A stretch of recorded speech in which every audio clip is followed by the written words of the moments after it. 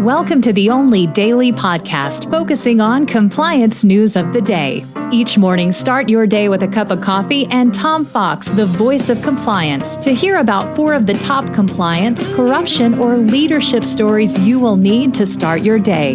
The Daily Compliance News is a production of the Compliance Podcast Network.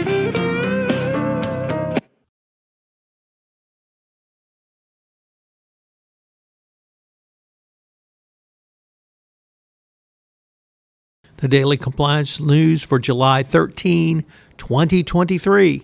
The Fake Accounts, Not Wells Fargo edition. We begin with that story from our good friend Matt Kelly over at Radical Compliance, who reported that Bank of America agreed to pay more than $150 million to settle civil charges that employees had engaged in unethical practices with customers throughout the 2010s, including that Bank of America had its own unauthorized customer account scandal that continued years after Wells Fargo was nailed for the same conduct. And this conduct literally went into 2022.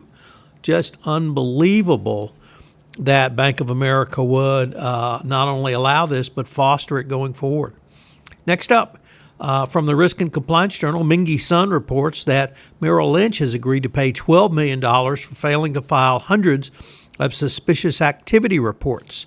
The bank failed to file some 1,500 SARs over more than a decade.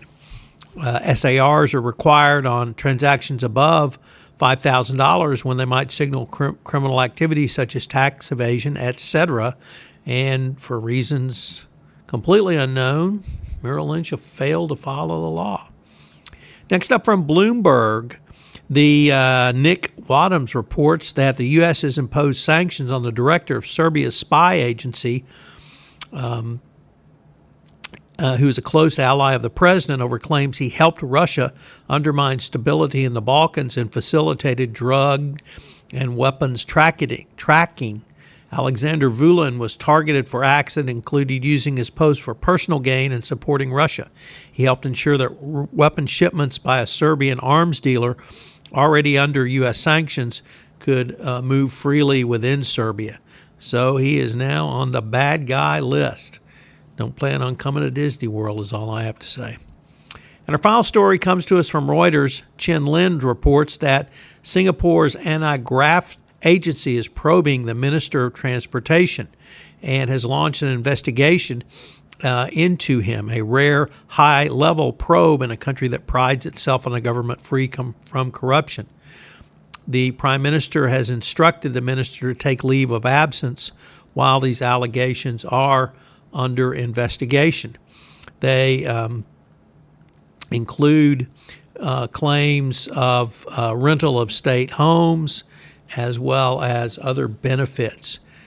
These types of investigations are rare in Singapore, which prides itself on anti-corruption.